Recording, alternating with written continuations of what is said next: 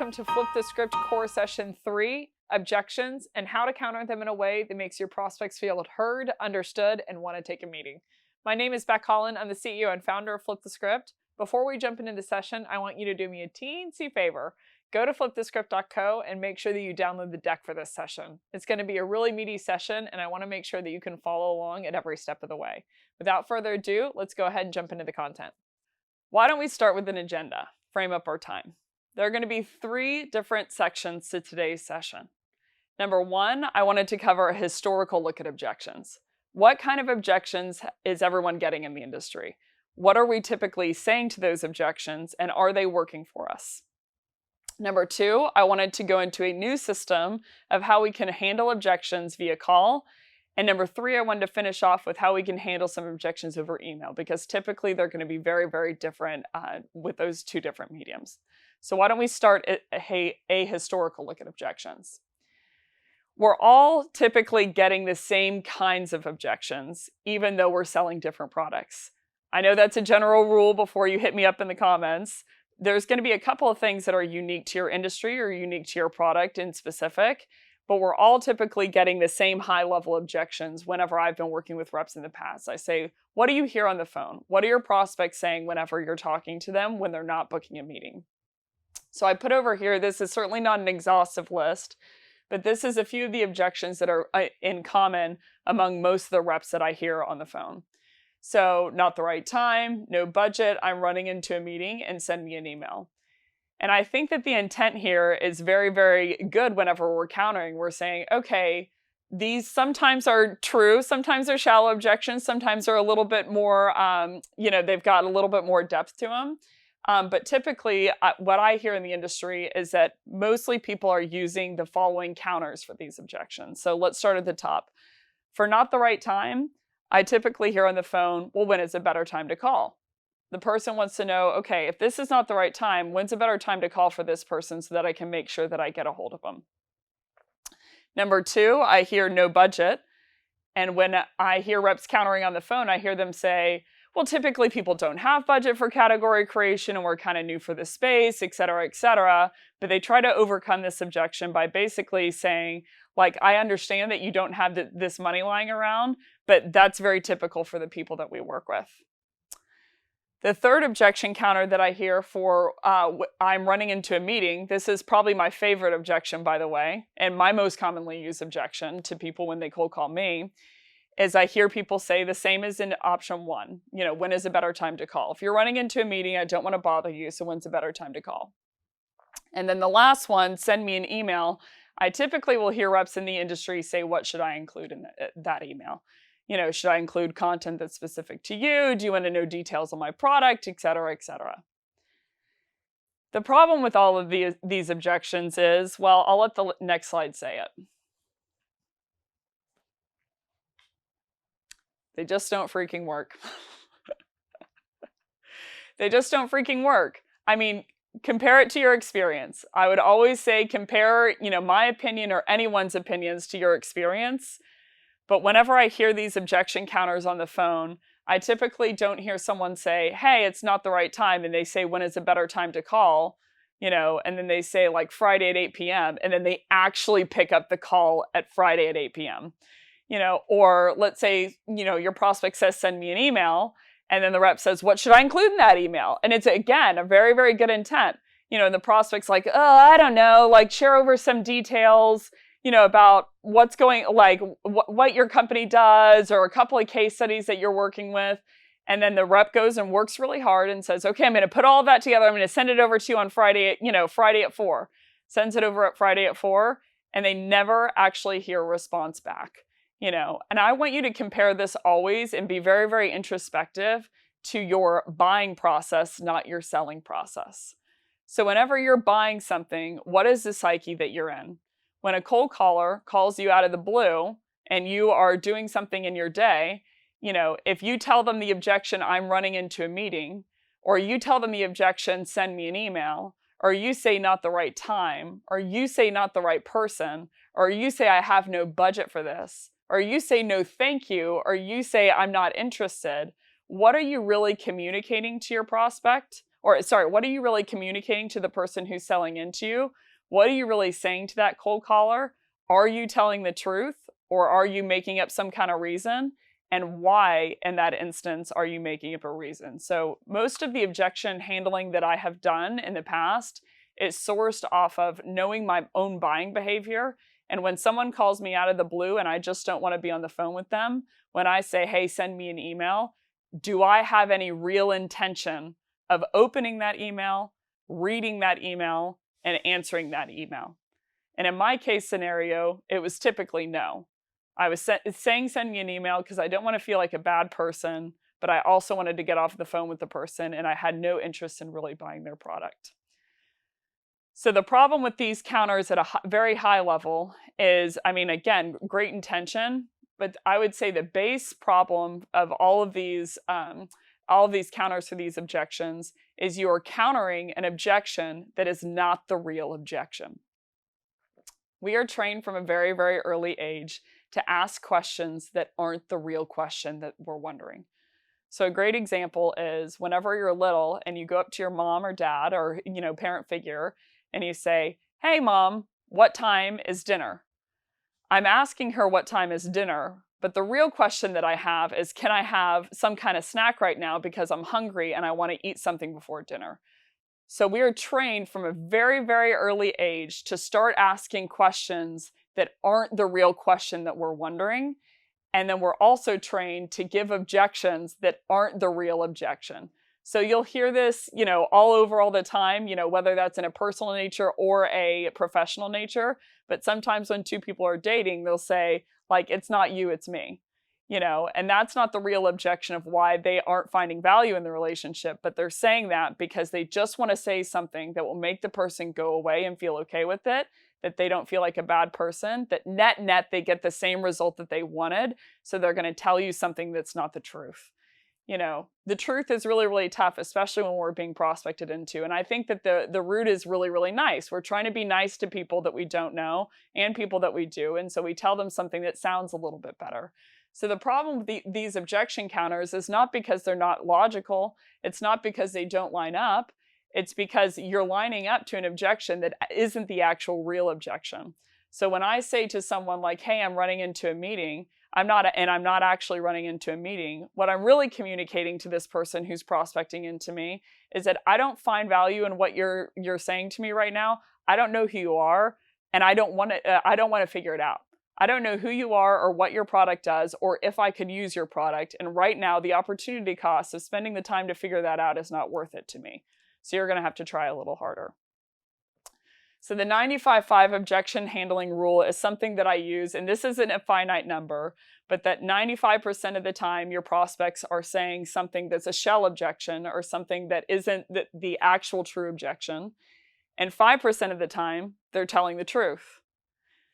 The danger in that scenario is that if you try to counter something that is real, then you might torch the relationship with your prospect. Because if someone is really giving you the data of why they can't do something, or they're taking the time to explain themselves, and you try and shatter through that and say, like, that objection isn't really real, you can end up costing the relationship with your prospect because they just took the time to someone that they don't know to explain themselves, which they didn't really have to, and now you're telling them that that objection isn't valid.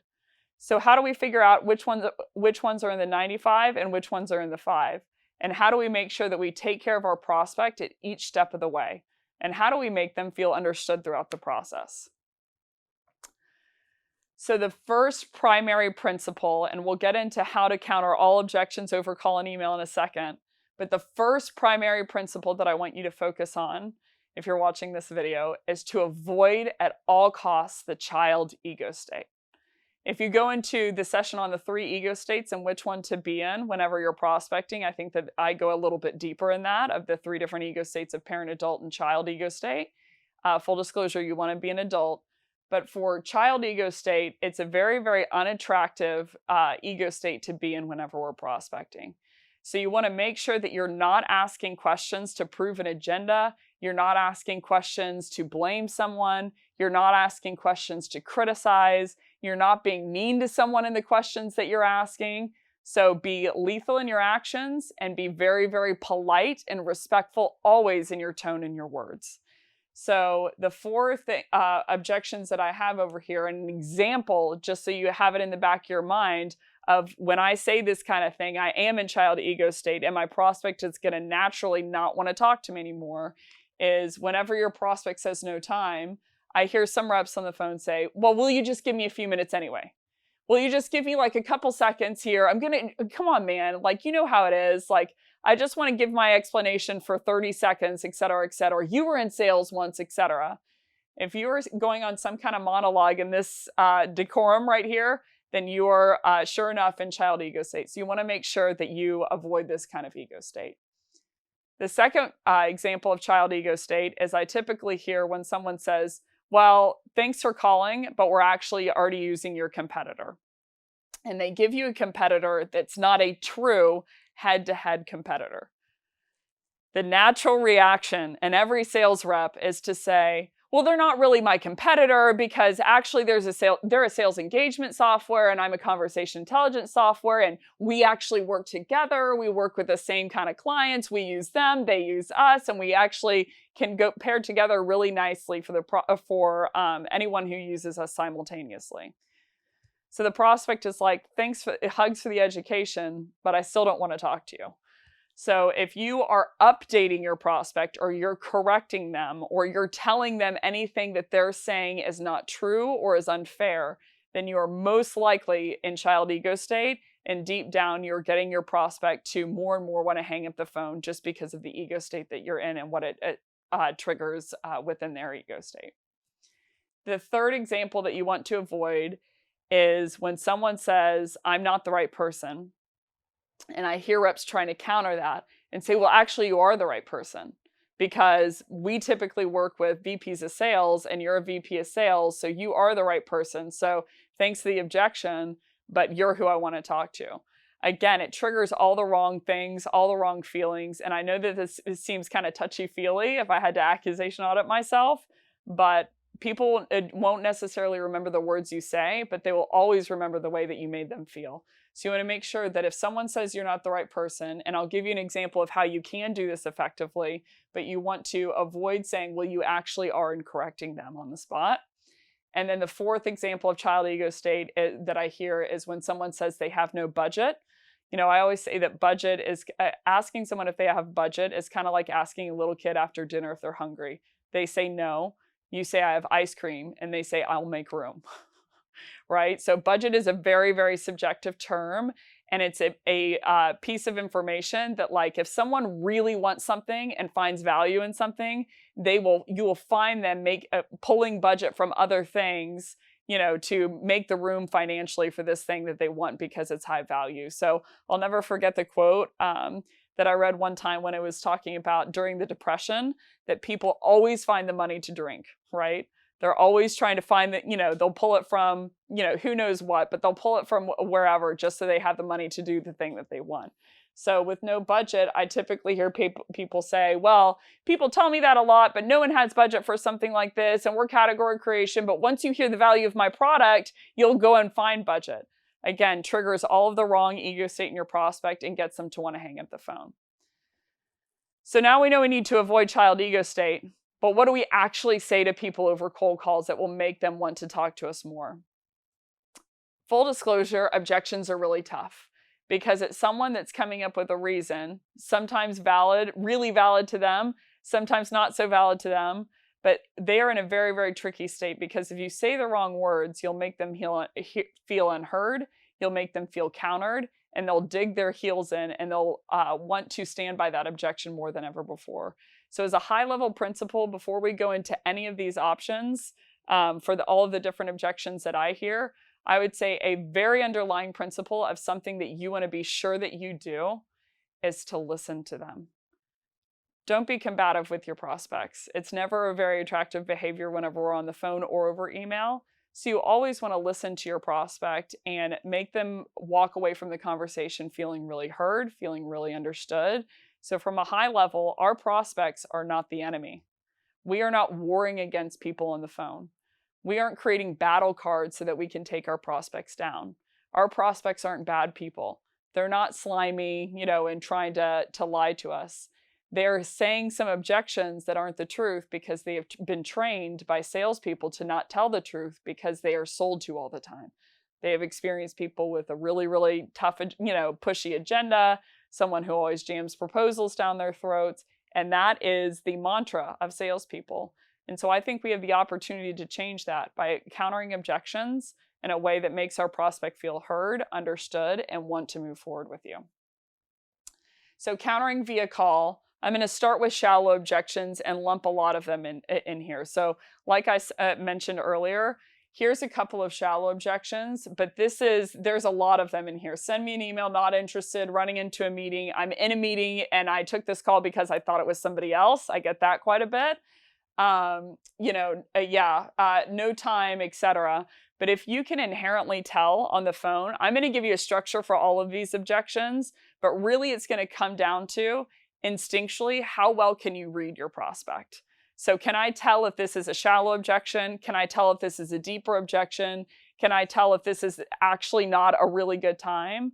So I'd say from a high level, the difference between a shallow objection and a deep objection is typically the temperament of your prospect will be much better whenever it is a deep objection, and the level of detail will be much, much greater whenever it's a deep objection. So I'll give you an example. If I say I have no time, and in one scenario I say no time, one scenario I say this actually isn't a really great time. We have an RFP that's coming out for this in Q3. Go ahead and reach out to me on October 13th because that's going to be the time where we're going to welcome in vendors into the process. Both no time. One has a lot more detail. And so that one with detail, I actually believe a lot more. So for example, we're in COVID right now. It's a global pandemic. So no budget, of like, I don't have any money. And I just laid off 200 people within my organization. And so we're pulling budgets from every single thing that we've got. Both no budget, but one has a lot more detail and a lot more backing. So from a high level, the more detail that someone gives you, it's communicating to you that that's a deep objection and an actual real objection. So you want to be careful to listen to them and not counter it. But if someone gives you one of these classic, ones and they're just kind of brushing you off, then this is a good way to handle them. So not interested, running into a meeting, in a meeting and took this call because I thought you were somebody else, and send me an email. If I get the feeling of like this is just kind of a brush off, then I counter it in the following way. I start with what I would call a pattern interrupt. There are rules of every conversation that you're in. If I say, hi, how are you? Or my name is Beck, you would say, my name is, John, nice to meet you. Or if I said, how are you doing? You would say, I'm good, how are you? If I say thank you, you would say you're welcome. So there are rules to every single conversation typically that we're having, whether those rules are good or not. So a pattern interrupt is not you being abrupt. It's not you being disrespectful. A pattern interrupt is simply you breaking the rules of communication of what's quote unquote normal and doing something a little bit different. So it flags something into your prospect that you aren't like every other person. You aren't like every other salesperson. You're somewhat different because you're doing something and saying something that's a little out of the ordinary that they haven't heard before. So this is going to be an example of how you can use a pattern interrupt, but there's several pattern interrupts that you can use along the way. So if someone says, hey, I'm running into a meeting, I'm actually running into a meeting, thanks for calling, I would say, hey, John, can I level with you? I've been hearing send me an email from people a lot recently, and I get the feeling. So, let's zero in here. You would start with, can I level with you? And you would say, I've been hearing whatever objection they said. I've been hearing I'm running into a meeting a lot recently. I've been hearing send me an email a lot recently. I've been hearing I'm not interested a lot recently. And then I move on to step 2, which is calling out the elephant in the room, where you give your best guess of what the prospect is actually communicating to you. This can be deadly on the phone. If you say, I'm, been hearing send me an email a lot recently, and I'm getting the feeling that that's just your polite way of saying, go away, you annoying, sleazy sales rep. Did I get that right? So you want to call out what your prospect is actually thinking. Two things build rapport with our prospects. Number one, if we are adding value, if we are adding free, ungated value that helps their day-to-day, whether it has to do with our product or not. Or number two, if we are calling out something that we are articulating something that they couldn't have even articulated themselves that well. So if I say, can I level with you? I've been hearing, send me an email a lot recently, and I get the feeling that's your polite way of saying, go away, you annoying sales rep. Did I get that right? You're communicating to your prospect that you have self-awareness, number one, but number two, you know what they're thinking. You know what they're communicating between the lines. Typically when reps pick up the phone, they go from this really cool person of like, oh, hey, man, yeah, I had a great weekend, da-da-da, oh, yeah, I did this thing. And then they pick up and they're like, hello, this is Ben from Oracle. They go into this little, mindset where they're like, okay, I'm salesperson now. And so I'm supposed to push, not listen to anyone, get my agenda taken care of, and like basically get the deal done. So I would argue how you get the deal done is by being a human being and being very, very curious and interested in who your prospect is and what they're actually communicating. So I'd say, can I level with you? I've been hearing send me an email a lot recently, and I get the feeling that's your polite way of saying, go away, you annoying sales rep. Did I get that right? At this point, if the objection is real, if it actually was a valid objection, you'll hear your prospect say, no, I actually do have an RFP that's coming out, I actually do want you to send me an email where you talk about X, Y, and Z, or I actually am running into a meeting. I don't mean to be a, jerk here, but I have this meeting at 11:12, or I have a meeting at 11:15 and I'm, doing this thing with, whatever, where I'm talking to my boss, and so you'll hear this is a great way to shatter through the shallow objections, but also figure out if it's real. And if it is real, then you'd say, okay, no problem. Well, I'll go ahead and send you an email. Sorry, I just wanted to call it out. But it's a good way to siphon through with your prospect of which ones are real and which ones are a little bit more shallow. So I'd say, I get the feeling that's your polite way of saying, go away, you annoying sales rep. Did I get that right? If they say, yeah, you did. You'll hear that a lot on the phone. They'll start laughing. They'll say like, you actually caught me, man. You actually caught me. Sorry for doing that. I would then move on to the third step, which is empathy. Empathy is defined as the ability to understand or enter into the feelings of another. So at that point, I would say, I get it. I say the same thing when I get cold called. I'd even give an example. When people walk up to me with that clipboard, I pretend like I'm on the phone with my mom when I haven't talked to my mom for a couple of weeks. So I'd say I would identify and enter in and make sure that you don't villainize them for giving you that shallow objection, because you want to make a teammate with them and you don't want to make them feel bad for saying something that wasn't real. So I get it. I say the same thing when I get cold called out of the blue. Honestly, I'm the one that, wrecked your day. So you can play around with the wording, but I would basically communicate in this point that it's very valid what they did. Like they're trained, again, not because they're bad people to say these things to us, but because they've dealt with a lot of really pushy people who are trying to get their agenda across. So I'd enter into their experience and say, I get it. I say the same exact thing whenever I'm called out of the blue by someone I don't know. And then the fourth piece is I would go into a prospect pact. So what's a prospect pact? A prospect pact is an agreement with your buyer, your prospective buyer, on what's going to happen. You want to make your buyer completely aware of what's going to happen, because people, general rule of thumb, don't love surprises. They don't love walking around that corner that they don't know. They don't love, when all the lights are off and they can't see, because they don't want to get hit by something that they don't know. And so I hear a lot of reps trying to spit their value prop very, very quickly because they think that speed is the key. But really the key is telling your prospect what's going to happen in the next 20 seconds and then asking them if that's okay and getting them into some level of agreement or barter for their time to where they say yes to you even being able to pitch. Then you can relax, take your time during the pitch, because your prospect just said yes to, whatever you pitched. So the 4 pieces of a prospect pact are the following. Number 1, you would start with a commitment. So you would tell your prospect what you want from them. So in this example, I'm going to say, you give me the next 20 seconds. So their commitment is going to be that they give me 20 seconds. 2, you're going to give them an agenda of what's going to happen in that 20 seconds. So again, the technique is the same, but you want to just basically walk them through. You can use your own words, but in my case scenario, I typically say something like, to give you my best dog and pony show on who Okta is and why I thought we might be a good fit for you and your team over at Oracle. Stressing the word might. We always want to be unsure if we're a fit for our prospect because we aren't sure. Number 3, you want to give them an outcome. So at the end of that 20 seconds, you can tell me whether it makes sense to continue that our conversation from there. So you want to give them what's going to happen at the end of that 20 seconds so that they know and they feel a little bit more reassured. And then number 4, you always want to get permission or consent from your prospect. So today we're going to use the word deal. There's a couple of different ways that you can, a couple of different words that you can use in this gap.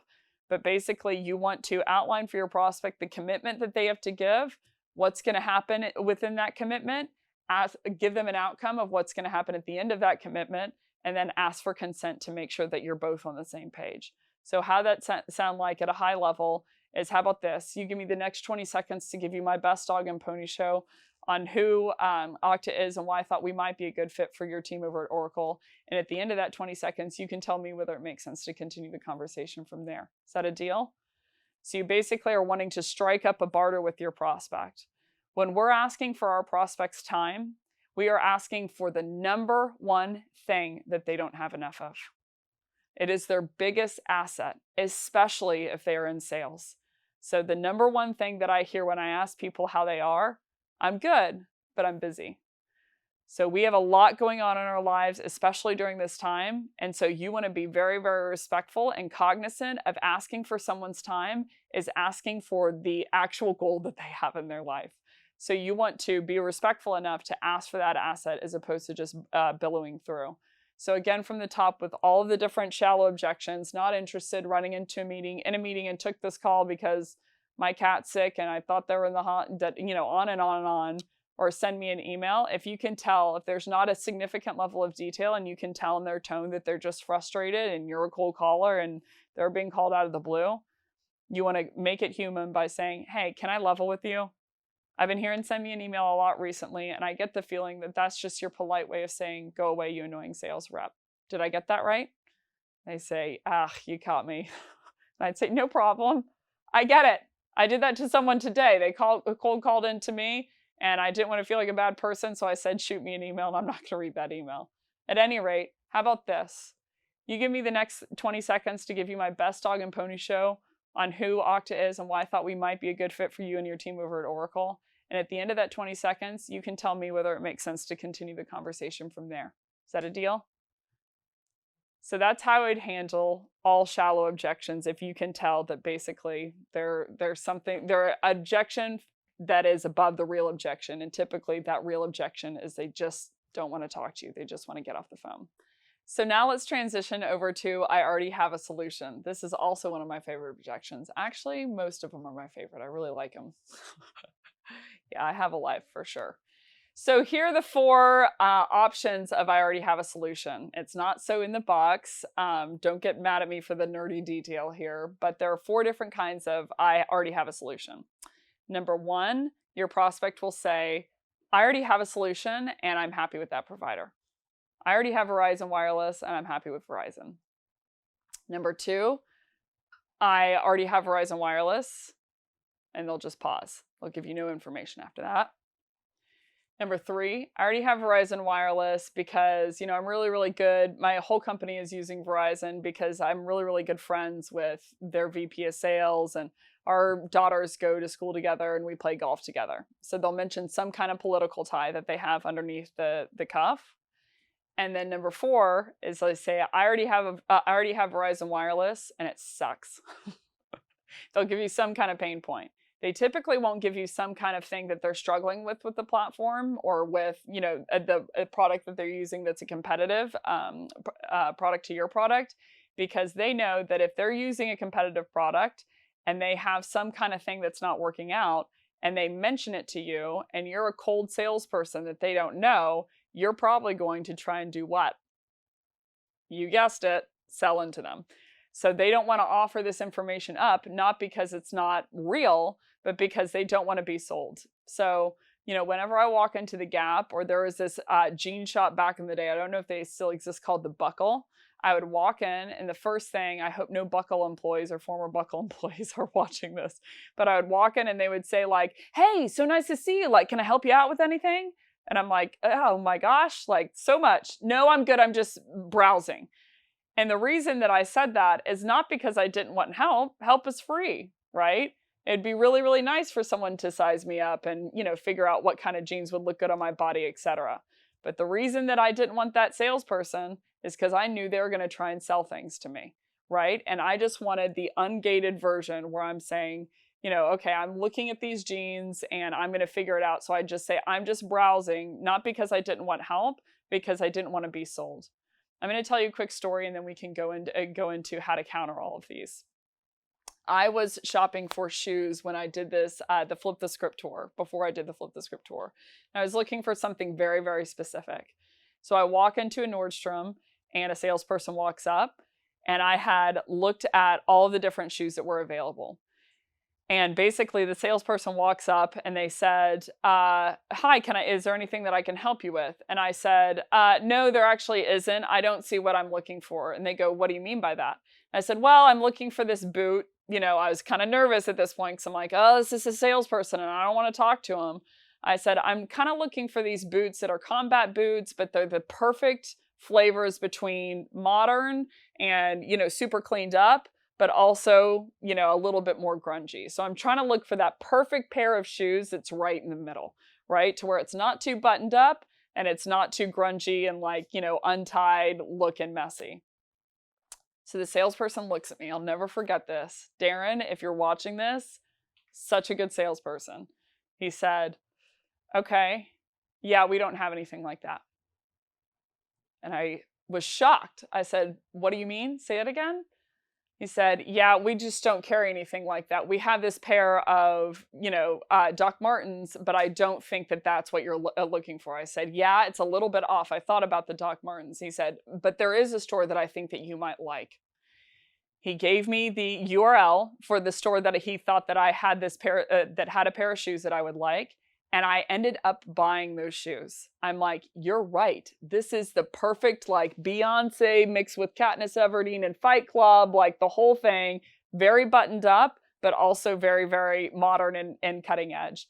And I will never forget that experience. And I said, "What's your name?" And he said, "Darren." I said, "Darren, if I'm ever back in Texas and I am buying shoes, I'm going to come and find you, because what you just did is so rare in sales. You looked out for my best interest.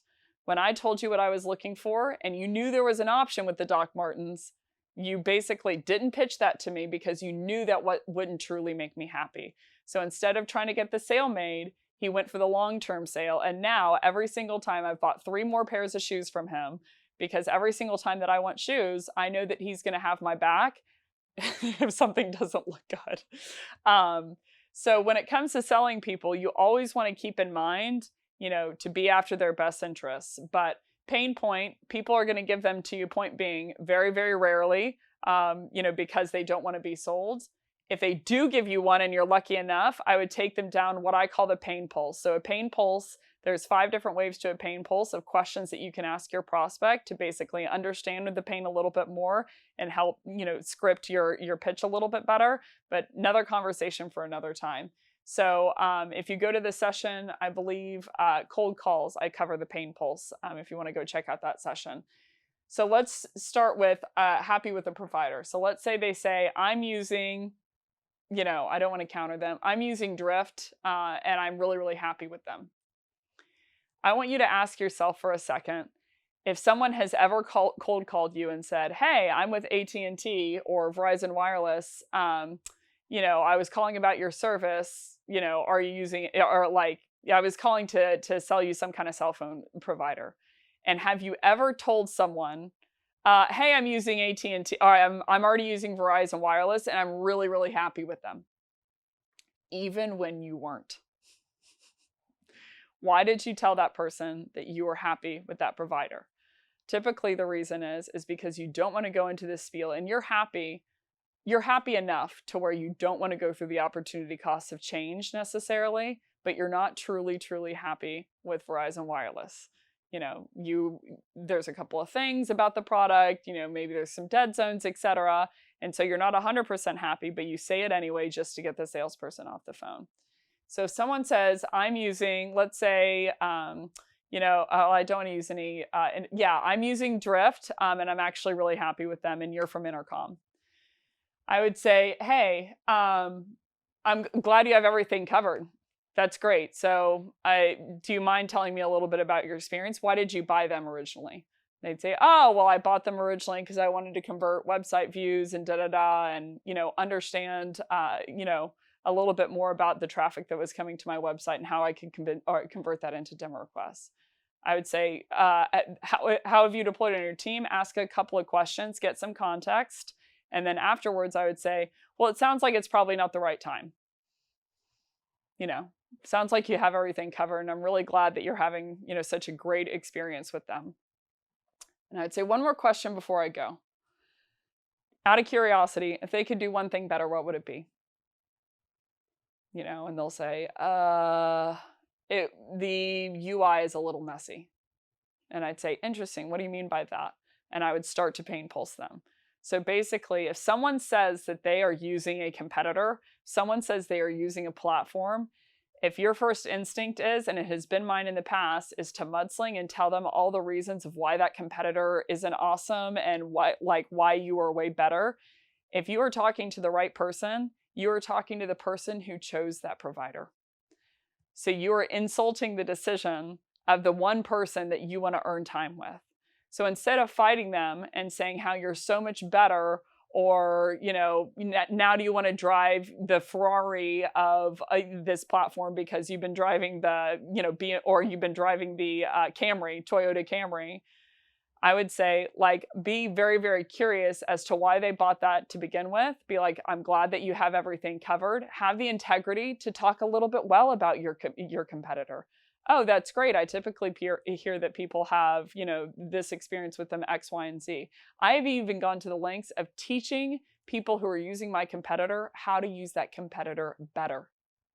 Turned into a sale because I was giving them value. It's a very, very high confidence move to say, I want to enter into your reality and make your reality better. So I would talk to them, ask them some questions, interesting. Why did you deploy that software to begin with? And then before you get off the phone, say, it's probably not the right time. Sounds like you're very happy with them. And I would label what they said. Sounds like you're super, super excited to be with them. One more question before I go. If they could do one thing better, what would it be? So they say, their CS team doesn't reach out to me that often. And I'd say, interesting. Do you mind telling me more about that? And take them down the pain pulse. Again, pain pulse is in cold call session 2, or cold call core session 2, where I go into a little bit deeper of how to do that. They give you no information. I would simply say, they say, I'm using Drift. I would say, how's your experience been so far? Be cool. Ask them how it's going. Figure out, what they're doing with it, what their goal is, and see if there's a fit. If they say, I'm using Drift, I'm really, really good friends with their CEO, David Cancel. He's amazing, Our kids go golfing together, or whatever people do in their political title on the golf course. Our kids go golfing together. I would say, I would listen to them, and I would say the following. I get that. I get it. No matter what anyone says, political ties are pretty important. Your network is really important. Before I go, I do have one question, if I may. Would you be open to evaluating someone else if there were a couple of differences that can make your team better? TLDR, isn't best enabling your team a little bit more important than the network that you have? So you want to do it with the very, very right tone, because this is challenging your prospect. And if they are a leader and they are a great leader, which most of them are out there, then you would say, hey, this thing is important. Network is important, but isn't best enabling your team a little bit more important? Because you want to challenge them on the right ground of, yes, this is important, but isn't getting your team going a little bit more important, so that the high integrity leader would say, you are correct, it is. and they will be a little bit more open to a conversation. So that's, I already have a solution via cold call. Now let's transition into I'm not the right person. The first thing I would ask myself, I ring someone, they say, hey, this is Billy. I say, hey, Billy, this is Beck calling on a recorded line with Outreach. How have you been? They say, I'm good. Who are you? And I say, hey, I'm that annoying girl that has sent you all of these emails. You know, I saw you wrote this article on LinkedIn where you're talking about scaling teams effectively. This one line that stood out to me was it all comes down to great conversations. So I was curious to know if you've come across Outreach before. They say, yeah, I have before. Hey, I'm not the right person. The first question that I would ask, my Siri on my phone just went off. Let's keep rolling though. Someone shut Siri up. The first thing that I would ask myself is, are they actually the right buyer persona? If someone tells you they're not the right person, sometimes they're telling the truth. And sometimes they are delegating down. And it's really hard to tell which instance that is. So I would ask myself, did I just call the right buyer persona? Is this actually the person that I want to talk to? Because if you're talking to anyone up level, whether that's vice president, head of, director, etc., they are master delegators. The most advanced people that I know say no early and often, and they delegate as much stuff as they can because they want to focus on their core competency. So first I would ask myself, like, is this the right person? Because there can be an opportunity that they are truly the right person, but they're trying to delegate you down because they don't want to spend time on something like this. So first I would ask myself, is this the right actual buyer persona when they tell me that objection? If they are the right person, I would go into the exact same or very, very similar counter that we did for shallow objections, except for a little tweak. I would take accountability in the elephant in the room. So it would go like this. Hey, can I level with you? I've been hearing I'm not the right person a lot recently, and I get the feeling it's because of how poorly I'm explaining it. I think you are the right person. How about this? You give me the next 20 seconds to give you my best dog and pony show on who Okta is and why I thought we might be a good fit for you and your team over at Oracle. And at the end of that 20 seconds, you can tell me whether it makes sense to continue the conversation from there. Fair? So if you counter this objection when they say I'm not the right person by saying you are the right person right off the bat, you are in child ego state. So you want to make sure that you enter into adult ego state, that you shatter through that objection with the pattern interrupt first, and then you take accountability for why their objection wasn't real. So when someone says, I'm using a competitor and they're not your true competitor, it's a great opportunity to do that in this as well. Can I level with you? I've been hearing I'm using Outreach a lot recently, and I'm getting the feeling it's because of how poorly I'm explaining it. Outreach isn't actually a competitor of ours. How about this? Give me the next 20 seconds to give you my best dog and pony show, yada, yada. You get the point. But basically, this is a way, if someone gives you an objection that isn't actually real, instead of invalidating them and going into child ego state and saying, like, you are the right person, or we don't compete with Outreach. Like, you know, they're a sales engagement software and we're conversation intelligence. The prospect's like, well, I just gave you a reason and you just told me I was wrong. So I'm going to hang up the phone on you. You want to say, can I level with you? I've been hearing I'm not the right person a lot recently, and I'm getting the feeling it's because of how poorly I'm explaining it. I think you are the right person. How about this? You give me the next 20 seconds to give my best, and you get the rest of the prospect pact. But basically, this is all going to come down to your tone. The more real that you can be with someone, you know, a lion's share of how we communicate is communicated through our tone in everything that we're doing. So you really need to get into a pattern interrupty tone of like, can I level with you? Can I be real with you? Can I cut the crap for a second? Can I tell you the truth? Can I ask you a question? Do you mind? Do you mind? But you want to be a human on the phone, pattern interrupt, tell them the elephant in the room that you're taking accountability of them thinking they're not the right person because it was how bad you're explaining the tool. Tell them you think you are the right person. On a side note, I would not take that pass. They are the right person and they're trying to pass you on to someone else. I hear most reps go, okay, yeah, I'll reach out to Linda. I'll reach out to Susie, and they follow what their prospect is saying. But your prospect needs to know you need to shatter through that and reset the deck. You are the right person because you don't want to go to Linda. You don't want to go to that other person because Steve is the right person. Billy is the right person that you just called into. And so you want to shatter through that and say, like, it's because of how I'm explaining for it. So then when you're competing for something, when you're asking for something, when you're, trying to compete for something to win it, you're trying to win the right thing. You'll take the meeting, with the person that they passed you to. Let's say the person's is whatever, Dennis. You'll take the meeting with Dennis, but who you really want the meeting with is Steve. So you need to shatter through and tell Steve that. Let's pretend for a second that they truly aren't the right person. You realize that you screwed up, you called the wrong person, it's the wrong buyer persona, etc. Or they give you some level of detail that helps you understand that they truly are not the right person. They're like, hey, I hear you, whatever. After that objection handle that you say, I think you are the right person. They go, no, actually, sales enablement handles this entire thing. I know that I look glamorous in terms of title because I'm a VP of sales, but it's really sales enablement that handles this thing.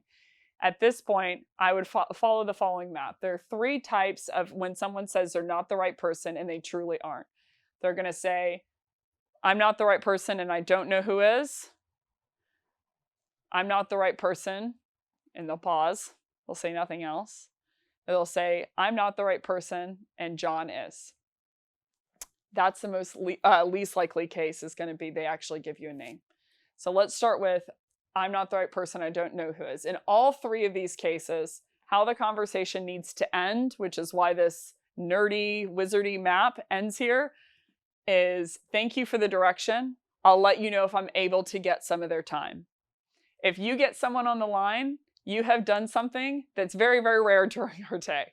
We make 100 dials often to get 3 or 4 connects. I know there's softwares that help with that, et cetera, but that's the reality for the industry right now, is that we are getting on average, if you're a full-time prospector, 3 to 4 conversations per day.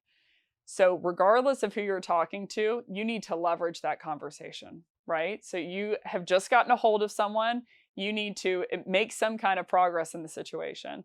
So if you're not able to get that person, I'm from Texas, right? So one of the big sayings is bird in the hand is worth 2 in the bush, which means that something that you have ready and actually done is worth more than something that's hypothetical, even if that hypothetical is greater.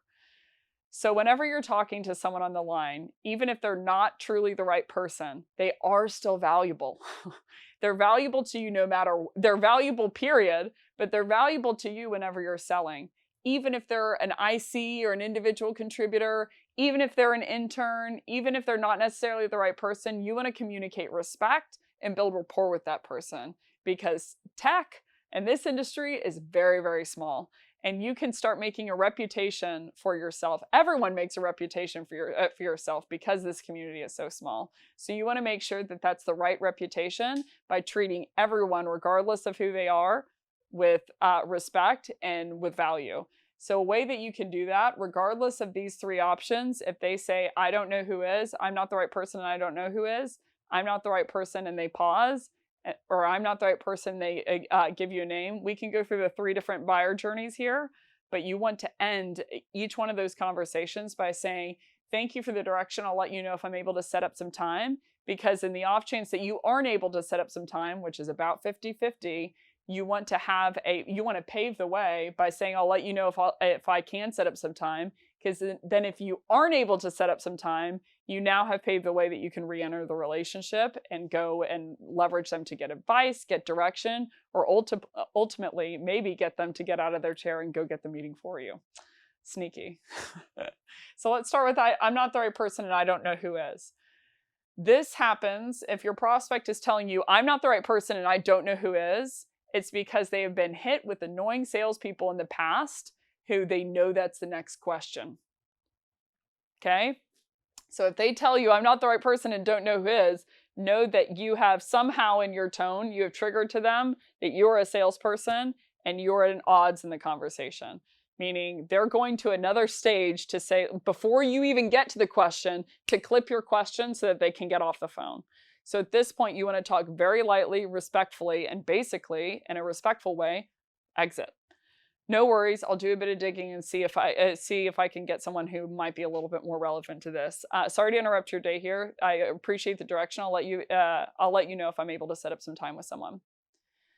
So there is nothing more annoying than when I say I need to get off the phone and someone keeps talking. They're like, well, let's talk about this one thing. I'm like, I just told you I need to get off the phone, okay?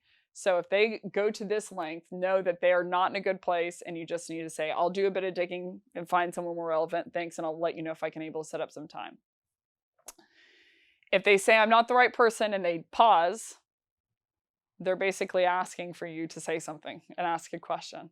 So at that point, instead of countering them and saying, oh no, you are the right, etc., I would say, any idea on who the best person might be? There's two answers to this question. They'll either say yes or no. If they say no, I don't know who the right person is, then I would do the same map. Thanks for the direction. I'll let you know if I'm able to set up some time. I'll do a little bit of digging and try and find who's best, and I'll let you know if I'm able to set up some time. Or if they say yes, you're going to go to the really, really fun next slide. If someone says they're not the right person, they pause, and you say, any idea on who is? They say, Ben. There are 5 things that you want. Let's start from the top in the best case scenario of what would cause conversion, of you getting of you actually getting time with Ben, and we'll work our way backwards. But you want to go for these things in this order with your prospect. Number 1, the best case scenario is that your original prospect A that you're calling in, that isn't the right person, sends an email to prospect B, who's Ben in this case, with you and CC. That's the most likely for conversion, because they're not only vouching for you, but they're putting it on paper, especially if they're higher than Ben. If they're higher than prospect B and they are making an intro, pretty much count that as a meeting. That deal is sold, right? Because if someone, let's say, when I was at Chorus, my last company, if Roy Renani, our CEO, sent me an email asking for me to meet with anyone, I wouldn't care who the person was. I would jump on the phone with them, right? Because my CEO just asked me to take the meeting. So if this contact is willing to write an introduction, with you and CC, that's going to be the best case scenario. So if they say, yeah, Ben's the best case scenario, or Ben's the right person, at that point, I would kind of pattern interrupt a little, and I would say, okay, got it. So being a typical sleazy sales rep here, is there any chance that you'd be willing to write Ben an email with me and CC? You know how this goes. Ben doesn't know me, I don't know Ben. And if you were willing to write that email, it would make this process unbelievably easier for me. I know that you don't owe me that. I know that you owe me nothing and that I'm a random person out of the blue. Would you be willing to write an email to Ben with me and CC? So that's the best case scenario that you want to go for with your prospect. If they have identified, okay, there is this other person and that's who you need to talk to. The second case scenario, let's imagine they say no, like I'm not willing to do that. I would say, are you, willing to send an email at all, or what makes you uncomfortable? And if they say like, yeah, I'm willing to send an email, I just, I don't want you to be in CC. I think it would scare Ben and da-da-da. I would say, okay, great. Well, can I ghostwrite it for you? You want to ghostwrite the email for that prospect because of 2 things. Number 1, no one knows your product better than you. And if that's not true, I would stop this video and go figure out your product. But no one knows your product better than you, and no one can sell your product better than you, is the first case scenario of like, you want to control that narrative because you want to give your best shot on goal, put your best foot forward on what's in that note. And prospect A, let's call him Tim, probably doesn't, know your product all that well, and he doesn't have any skin in the game at this point. But number 2, you want to take the load off of this person that you are talking to. So ghostwriting happens all the time. Whenever I'm talking to a VC partner, typically of a company, like if they're a VC partner in the company that I'm a part of, I'll say, hey, you're connected to these people. Is there any way that you can make an introduction? And every single time, without fail, because VC guys and girls are really, really busy, they'll say, can you ghostwrite an email for me? And I will add my flair in. right? So they always ask for you to do the work and for them to correct. It's much easier to correct someone else's work than to do the work yourself. So you want to say like, hey, can I ghostwrite the email for you just to take the load off for you and I'll send it over? Does that sound good? The third case scenario that's a little bit lower than option number 2 in terms of conversion is going to be they send the email to Ben without you. Prospect A sends the email to prospect B without letting you ghostwrite the email. So they're going to control the conversation. At that point, you're at their mercy. One deal for me in all time has closed like this. They said they were going to go pitch my product in an RFP meeting. And I was like, well, let's just count that one closed loss. And it closed. And it was like, I was known as the unicorn of sales at that point. They're like, how did you close that? Because you didn't control the narrative at all. And really, it was just blind luck. So something they said actually worked, but typically, no one is going to have a real agenda or horse in the race if they're pitching your product. So this is the third most likely, but it's a little better than options 4 and 5. Option 4 is that you reach out to the right person. You reach out to prospect B and you get to mention that you talked to prospect A. I would ask prospect A if you are allowed to do this. There's nothing worse than someone who uses your name when they had no permission to. And people internally do talk. They do talk. So this has happened to me multiple times where someone has, for some reason, used my name and they said like, oh, Beck sent me your way. And then the person immediately always calls the original person and says, hey, did you send this person my way? Like this happens very, very regularly. I've seen it happen early. I've seen it happen often. So you need to ask prospect A if it's okay to use their name whenever you reach out to prospect B, which is Ben.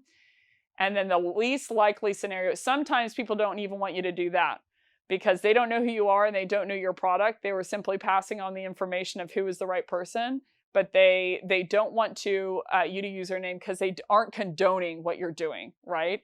They are willing to give you a piece of information because they're helpful, but they don't know what your product is and they don't want to take the time to figure it out and they don't want to associate their name with something that they're unsure of. So this happens to me quite a bit is people say like, hey, I'm like, hey, Mike is your guy. You need to go talk to him. Do not use my name. Like, good luck. Kind of thing of like, I'll help you here, but I don't know who you are and I don't know your resume and background, so I'm not going to make an introduction because, I simply just don't know the quality of your work. So this happens a lot. The least likely case of scenario is basically you reach out to the right person without getting to mention the first person. And in that case scenario, it's just a cold email. So I would pick to prospect B, personalized premise, and try and nail it home. Oh, sorry. So if they say nothing else, I would say in review, if they say nothing else, I would say any idea on who is the best person? They say, yeah, Ben's the right person. I would run through the next slide. That same slide can be used if they do give you a name. Let's say they say right off the bat, hey, I'm not the right person, but Ben Whitaker is. I would say, great, thanks for the name. And then I would run them through the following slide. Try and go for, again, like that they introduce you with UNCC. If they're going to send a note without you, that you ghostwrite it. If they won't let you do that, then you reach out to the person with mentioning them. But that is all for I'm not the right person. It's basically, these 3 case scenarios all landing with thanks for the direction. I'll let you know if I'm able to set up some time. So that's for cold calls. Now let's talk about email. Email is a completely different beast. There is nothing better than the written word. I love the written word. So let's say that you are countering an objection that you've gotten over email. Email objection handling or objection diffusing, whatever camp you come from, is really, really tough. It's much trickier than being on the phone with someone because, again, a lot of what's communicated is communicated in your tone, and I think it's much easier to have a conversation whenever it's over the phone. So general rule of thumb, I typically, if someone gives me an objection over email, especially if they have their number in the footer, I give them a call and try to have the conversation live because it increases my chance of conversion.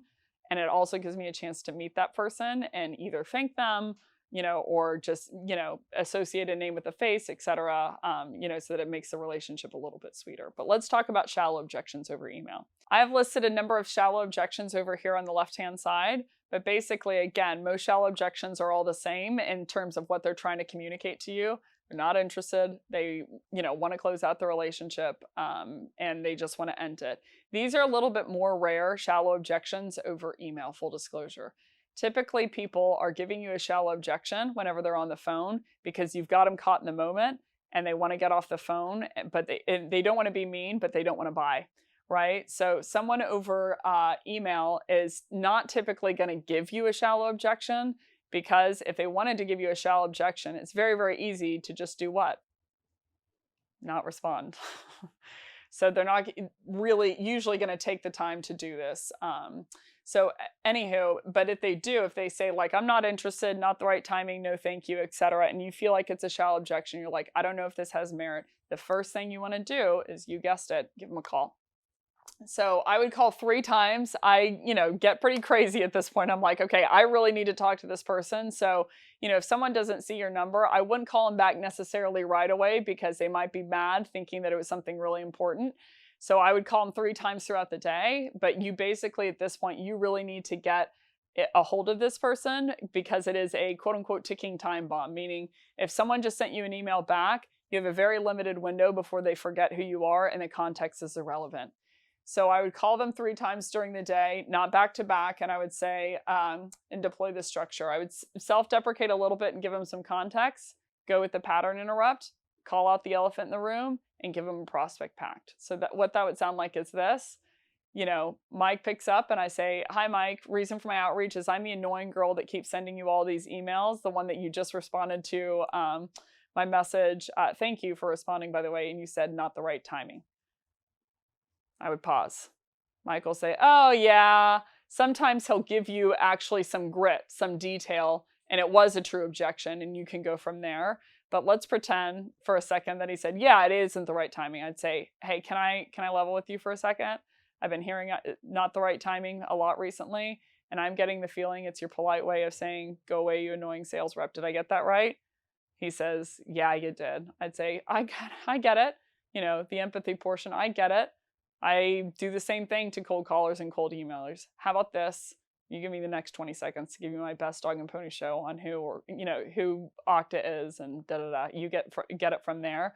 But basically the same structure that we did for the shallow objections, but over the phone, couched with a little bit of context. If you're the person, you're the annoying rep that just emailed them and keeps, emailing. If no answer, if you can't get a hold of the person, you don't have their number, can't figure it out, data providers don't have it, etc., then I would do the following. I would do what I call a fall on your sword email. Again, it's tough to counter objections over email because someone can just walk away and they typically don't give a shallow objection, at least in my experience. But I would do the following. Falling on your sword is a very attractive behavior. Accountability is a very attractive behavior because it shows that you're in need of something and that you need help, and people like to help other people. It's one of the best things I love about humanity is they like to help other people. But the fall on your sword email, you basically have 5 pieces to it.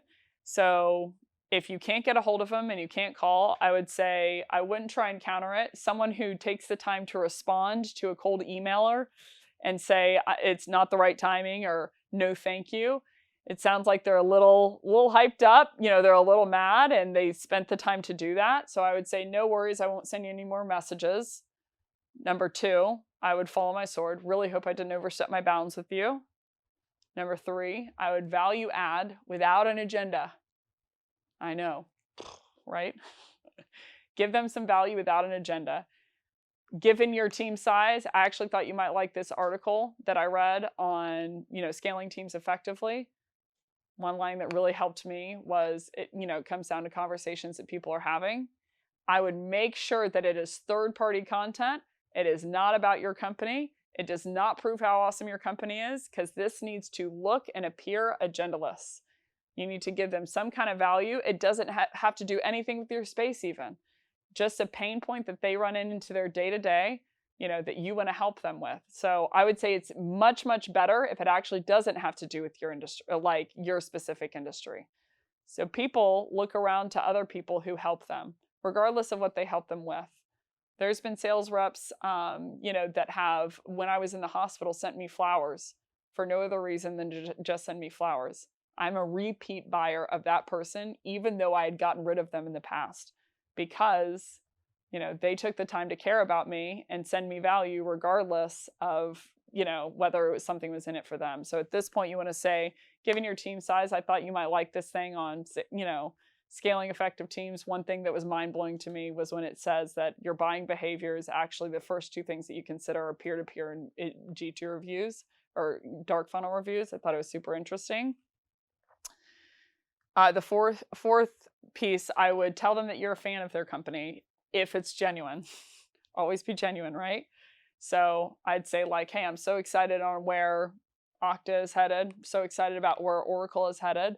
I hope that we're fans of our prospects at this point. They have really great careers and they have a lot to offer us in terms of wisdom, advice, and the value that they drive to the table. So I'd say I'm really excited about where Oracle is headed.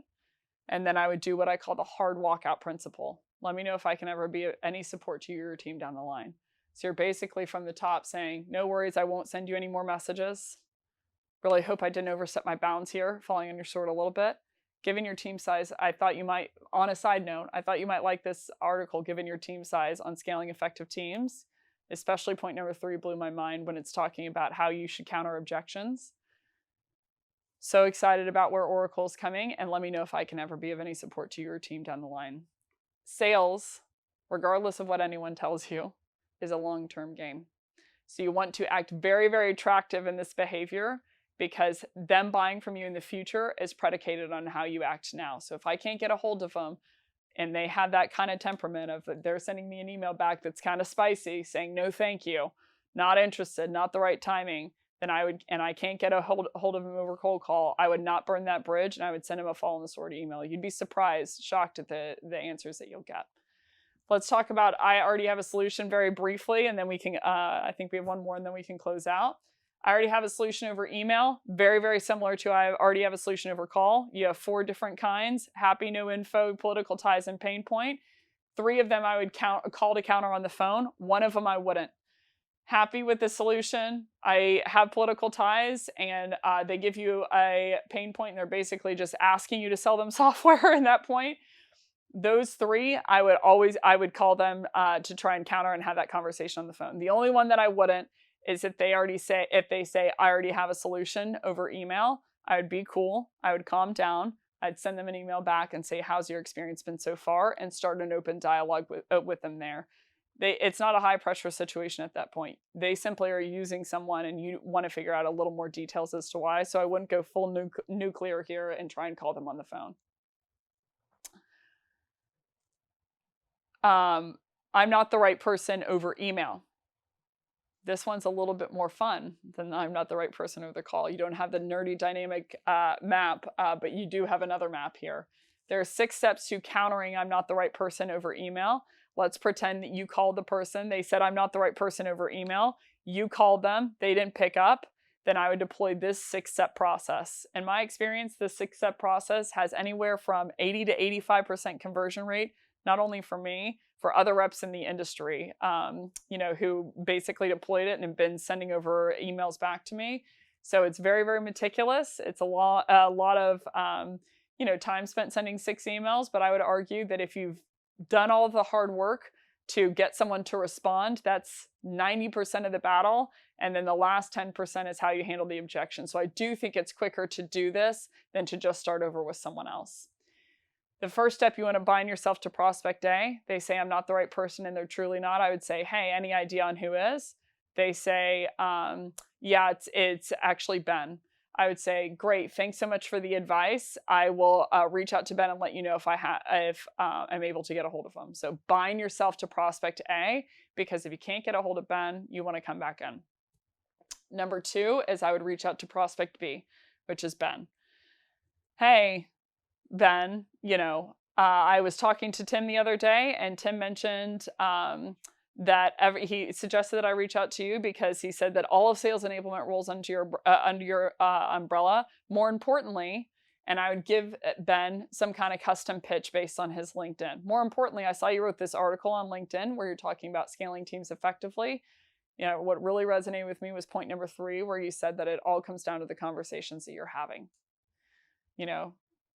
What if you could ensure all your reps on and on? The first email, you can go to personalization at scale, and I cover cold emails in core session 2 or core session 1, and I talk a little bit more about that. But basically, you want to give a custom pitch with the reference of you were talking to Tim, and ego stroke a little bit and say, Tim suggested I reach out to you because you're the badass. You're the one that, runs the entire sales enablement team, etc. More importantly, I want to talk about you and talk about this thing that you did. The biggest mistake that I see reps make in any kind of referral game is that they think that because they have built rapport with Tim, that when Tim passes to Ben, or when you mention Tim's name to Ben, that you have built rapport with Ben. Ben is a different buyer. Different buyer completely. When I get a referral email from someone, let's say my CEO says like, hey, you need to meet with this person, they're going to reach out, or someone else reaches out and said, I just talked to Roy Renani, he's super great. I'm like, he is super great. Who are you and what do you want? Kind of thing. You need to realize that they are a different buyer with different pain points, with different experience, different buyer persona, etc. And your whole goal in this email, you cannot ride on the coattails of a reference, of mentioning someone else's name. You need to make this entire email not about your first instance with Tim, but about Ben. Ben. So just because Tim likes you does not mean Ben likes you. There's no correlation or causation there. So you need to make sure that instead of just billowing into Ben and saying like, hey, Tim said we should talk, it's not strong enough. So I would make the email very, very custom to Ben. Third step, if I didn't hear a response back from Ben at that point, I would come in with accountability and another custom pitch to Ben. I would say, which is prospect B. Hey, Ben, reason for my outreach is I was reading an article about being relevant to your buyer, and I got convicted about the email that I sent you. Given your permission, I'd like another shot to earn some of your time. I saw that you liked this article the other day on X, Y, and Z, and go into another customized pitch. Pick a different reason at this point, because all Ben understands, he doesn't understand all the work that it took for you to send this email. All Ben understands is that you are changing the premise on him, right? So you don't want to just bubble it up back to the top with Ben. You want to send another piece of value and say like, hey, little bit of accountability. You didn't respond because of me. I'd like another shot to earn some of your time, and go into another customized pitch. Ben doesn't respond at section 3. I would go on to step number 4, which is I reach back out to prospect A. Hope we all remember Tim. So Tim, I would take accountability with Tim. Hey, Tim, I've been trying to reach out to Ben. Don't villainize Ben or prospect B. Hey, Tim, I've been trying to reach out to Ben, and I feel like I'm not hitting the nail on the head because I haven't gotten a response from him. Say it in that order. Take the accountability. I feel like I've missed the mark because Ben is not, the problem is not Ben. The litmus test is Ben. The outcome is that Ben hasn't responded, but the problem is you. So this is you're gonna have to swallow it and understand your ego state a little bit more. I read a quote one time where they said, I'm gonna fall on my sword, all the way to closed one. Basically of like, hey, you need to take accountability. It's a very, very attractive behavior. Hey, Tim, reason for my, reaching back out here because I think I've missed the mark here with Ben because I sent him a couple emails and haven't gotten a response. And you want to go into what's called the mentee chair. Any advice? Know what direction I should head? You want to fall on your sword a little bit with Tim because in reality, especially if Tim gave you advice that you need to reach out to Ben, and especially if he gave you a premise, then when you reach out to Ben and it didn't work, whose fault is it?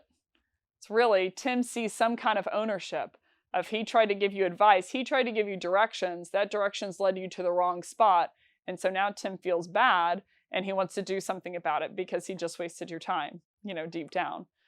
So he wants to either help you out with a different direction, or I've seen some pretty wild stuff, but I have seen the Tim of the situation, prospect A, literally just get out of their chair and walk down to Ben and say, Ben, you have to meet with her. She's really great. Give her the time. If Tim is mentioning Ben's name, if Tim knows who Ben is and that he's the right person, chances are there's some level of relationship there. And probably a good one if he's saying you should talk to this person and wants to mention their name. So at this point, you are really trying to cause at step 4 for Tim to re-enter the game, be an advocate for you, and, best case scenario, walk down to Ben's chair and say like, hey, you need to meet with this girl so that you can get the meeting. If step number 4 doesn't work, full disclosure, steps 1 through 4 typically is where I see my most conversion. And there's only one case scenario where I've seen someone not answer in those first 4 steps and you couldn't get some traction. But if step number 4 doesn't work, you want to, in step number 5, reach out to Ben, who's prospect B, and basically break up with him. Say like, hey, reason for my outreach, and I go into the Fall on Your Sword email near the end in follow-up emails if you want to go check out that session in season 1. But basically, Fall on Your Sword, the Fall on Your Sword email for Swan Song email near the end of the sequence goes like this. Hey Ben, reason for my outreach is I just want to reach out one last time and make sure I haven't overstepped my bounds here. Given your relationship with Tim and also that article, the great article that you wrote on LinkedIn, I originally thought it made sense to reach out. Maybe it's me, but I'm getting the feeling it's just not the best time to connect. Did I get that right? If not, no worries. Perhaps we can connect in the future. So you want to break up with him, but in a very particular way where you're telling him, like, I'm super respectful of your time. There's this thing that I originally thought made sense to reach out, but I'm getting the feeling it's just not the best time to connect for you. So you're reading your prospect's mind. So you're giving them kind of the context of like, hey, this is the thing, and I'm going to walk out the door here. So be very, very careful of attributing, the negative feelings to Ben of like, hey, I've reached out 8 times and you haven't responded. But you just want to say like, hey, I just want to make sure that I didn't mess up here, but perhaps we can connect in the future and walk out the door. People don't like you walking out the door for some reason. They don't like things that are closed off. Ask any of my exes, just kidding. But low-key, ask them. Anywho, people don't like you walking out the door. I can't believe I said that. So whenever you walk out the door with your prospect, they typically want to, if that's comboed with the Fall on Your Sword, then they typically want to help you, and they typically don't want to just let you leave the situation, even if you're the one prospecting into them. And the last step is you want to email prospect A, who is Tim in this situation, and basically say, hey Tim, reason for it, very, very similar. Hey Tim, reason for my outreach is I just want to check in one last time and make sure I haven't overstepped my bounds. Given our original conversation about Ben, I originally thought it, made sense to reach out to him. I wasn't able to get a hold of him. It's probably my pitch. But anywho, I just wanted to check in here one last time, and I'm just getting the feeling it's just not the best time. Did I get that right? If not, no worries. Perhaps, Ben and I can connect in the future. So basically cater email 5 to your original buyer with Tim, but the same exact flow, feel, and flavors. Last one's unsubscribe, and then I will let you guys get back to your day, wherever you are. Unsubscribe. The real way to be prophylactic about unsubscribe is don't send a template. Do not send a template. Don't send templates. Know who your buyer is and research them. If you research them and you know who your buyer is, they're not going to say unsubscribe because they don't think it's a mass blast. That's really, we don't even have to go into the next slide. I'm going to anyway, but personalize. Know who your buyer is. That is one of the most attractive things about outreach is when you know who someone is, so that when you get that shot, you're saying something that's hyper relevant. So if you're getting an unsubscribe, it's typically because you're sending some kind of mass blast. I do not suggest it. I try and say it in the most politically correct way. Maybe I'm a little tired, so I'm sorry for the rant, but know who your buyer is. But if you do get an unsubscribe, let's talk about it. There's 5 different steps. This is the most tricky to counter, because you just got an unsubscribe. Very hard to counter, but I have done it effectively, and I'll walk through the steps on how I did it. Basically, I'll never forget, it was 7 p.m. at night. I got a email back from a gaming company when I was in MarTech, and they said, unsubscribe. The first component that I did was I responded immediately. First thing that you can do to communicate to, you're essentially going to try to communicate to your buyer that it wasn't a mass blast, but you're just not really good at communicating that. So, you know, again, I would try and not make it a mass blast. That's a good way to you know, circumvent this, but I would respond immediately and make sure that you know, do it right on the spot. Second piece is I would say, I'll be sure to not send you any more notes. Also triggering to them that it wasn't a mass blast. So if you say, I'll be sure not to send you any more messages, you're basically saying to them, like, this wasn't a mass blast, but I will be sure to, you know, not send you anything else. And I would pattern interrupt and take some accountability. I would basically say, I know you don't owe me this, but I'm pretty new to this. And I actually knew who you were, and I don't think that I got that across in the message. Do you mind helping me and letting me know what made you think this was a boilerplate? You know, some language like that where you basically say, like, I know you don't owe me this, you know, but it would be really helpful if you're willing to give me the time. Do you mind telling me what made you think that this is a boilerplate template?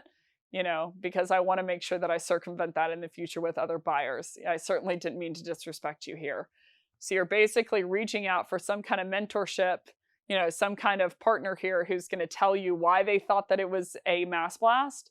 And in doing so, I've gotten very, very lengthy, helpful responses at this point, where I'll never forget it, that 7 p.m. on that night, and when I was in MarTech, when the guy said, yeah, well, we changed company names, number one. This is when I was sending templates. Change company names, number one. You said I was growing, and we are the antithesis of growing, number two. And number three, you spell my name wrong. You know, he said, all that said, though, yada, yada, this is what's going on at my company. So typically people won't just answer the question. They'll give you some kind of background of what's going on with their company.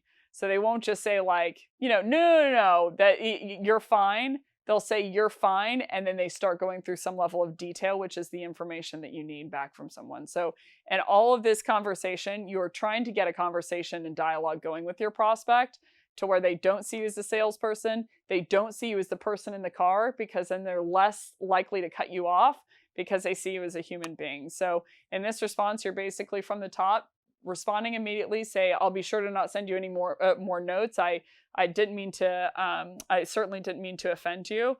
If you don't mind me asking, and know that you don't owe me this, do you mind telling me what made you think this was a boilerplate response? I just want to get better in my craft, you know, and it would be helpful to get your feedback. All the best, and sign it. It's never going to be 100% conversion. It's worked for me some, but I think it's the best case that you got, or the best scenario that you got if you're getting an unsubscribe. So in summary, objections are tough. And cold emailing is tough. Cold calling is tough. The prospecting role is tough. Being an account executive is tough. But I do think that we have the chance to really listen to our buyer and really make them feel heard. So I would, you know, high level with any kind of objection, any kind of response that you're getting from your prospect where they're not immediately saying, like, yeah, let's jump into a meeting and buy. I'd say from a core principle, you want to listen to your prospect.